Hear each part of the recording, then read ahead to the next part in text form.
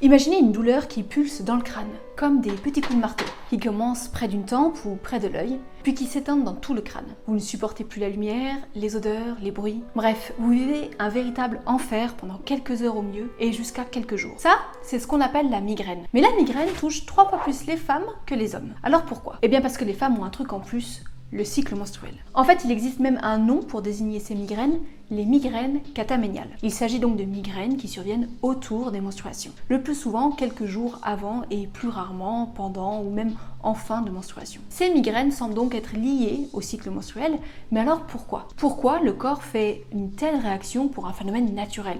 En fait, les migraines semblent être favorisées par les changements hormonaux. Et justement, au cours du cycle menstruel, il y a 2 changements hormonaux majeurs, au moment de l'ovulation et avant les règles. Après les règles, les œstrogènes augmentent progressivement, jusqu'à atteindre un certain niveau, qui sous certaines conditions permettra l'ovulation. Et en principe, juste après l'ovulation, les œstrogènes vont chuter un peu pour remonter ensuite, mais surtout la progestérone va énormément augmenter. Il s'agit du premier changement hormonal dans le cycle. Et il arrive que des migraines, ou plus souvent seulement des maux de tête, se déclenchent autour de l'ovulation. Bon, c'est pas le plus fréquent et il n'y a pas d'appellation officielle pour ce type de migraine, mais on pourrait très bien les nommer les migraines ovulatoires par exemple. En tout cas, elles sont bien liées au cycle menstruel. Le deuxième changement hormonal important du cycle arrive à la fin de celui-ci. Lorsqu'aucune grossesse n'est en cours, les œstrogènes et la progestérone finissent par chuter. Et 1 ou 2 jours plus tard arrivent alors les menstruations. Et c'est souvent pendant la chute hormonale que la migraine se déclenche. Alors petite précision, mais lorsque les migraines arrivent en fin de règle, elles ne sont pas vraiment liées au changement hormonal, mais à une carence en fer, accentuée à la fin des règles suite à la perte de sang. Donc dans ce cas de figure, c'est tout simplement une réserve en fer trop basse qui provoque la migraine.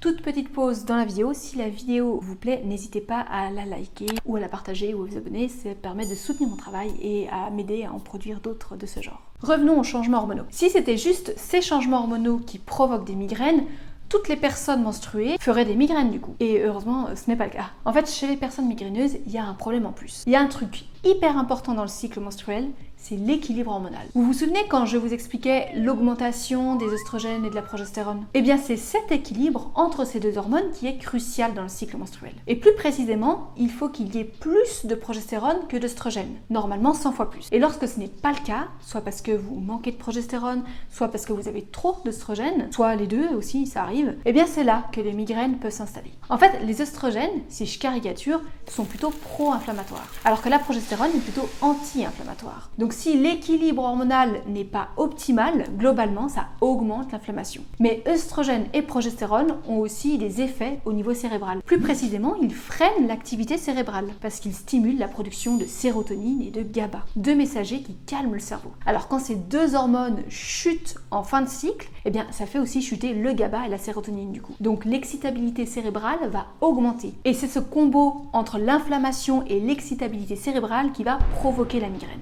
Bref, tout ça pour dire que pour se débarrasser des migraines cataméniales, il faut avant tout veiller à avoir un bon équilibre hormonal. Et pour ça, il y a plusieurs techniques pour y parvenir, mais quoi qu'il en soit, je vous invite à vous faire accompagner par une technique globale, comme la naturopathie. Bon, c'est la discipline que je connais le mieux, évidemment, puisque je suis naturopathe, mais j'imagine que les praticiens en médecine chinoise ou en médecine ayurvédique ont aussi leurs solutions. Ce déséquilibre hormonal ne provoque bien souvent pas que des migraines, mais aussi tout un lot de symptômes qu'on appelle le syndrome prémenstruel. Et justement, si vous êtes concerné, ça confirme qu'il y a bien un déséquilibre entre œstrogène et progestérone. Alors je vous retrouve tout de suite vers une de mes anciennes vidéos qui approfondit un peu plus le sujet, justement sur le syndrome prémenstruel.